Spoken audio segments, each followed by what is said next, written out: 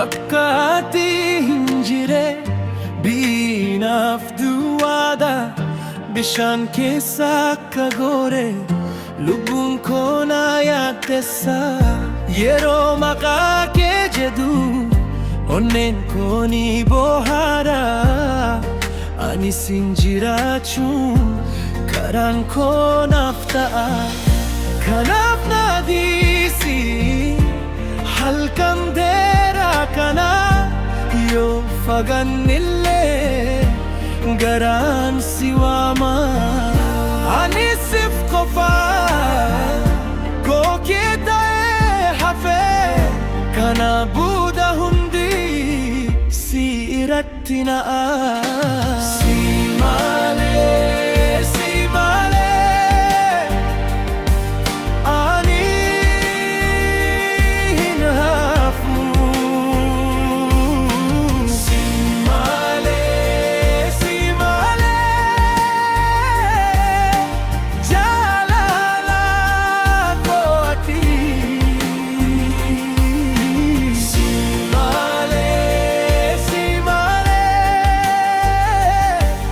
ani siifan jira.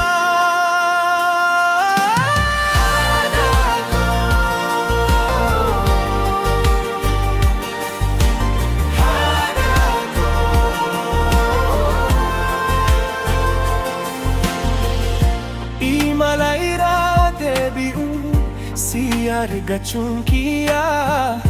Dukkana keessa bahee ifa arga'ee diya. Rakkoon yoo na ga'e ati na jabeessita.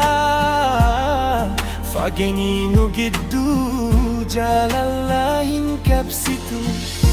Guyyaa hunda sin yaada mataan koo si duuba. Ani si waliin oolu ganna hundaaf ture. Si malee, si malee ani hin hafu. Si malee, si malee jaalala koo ati. Si malee, si malee ani siifan jira. Haadha koo, haadha koo.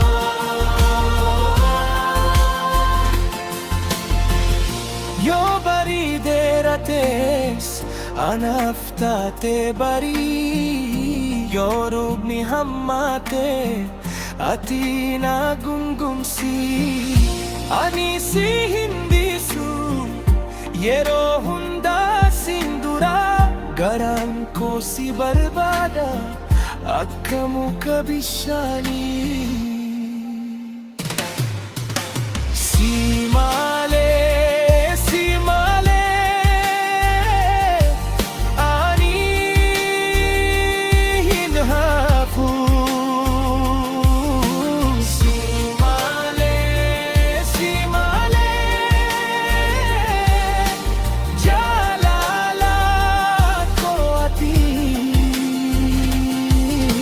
Si malee, si malee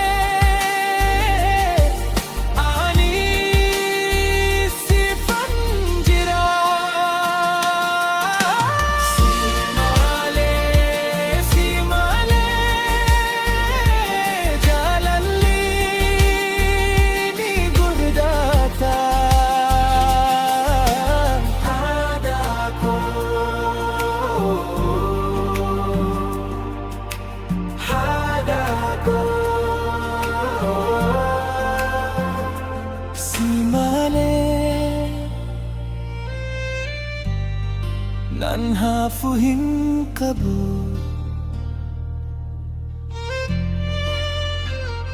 Si malee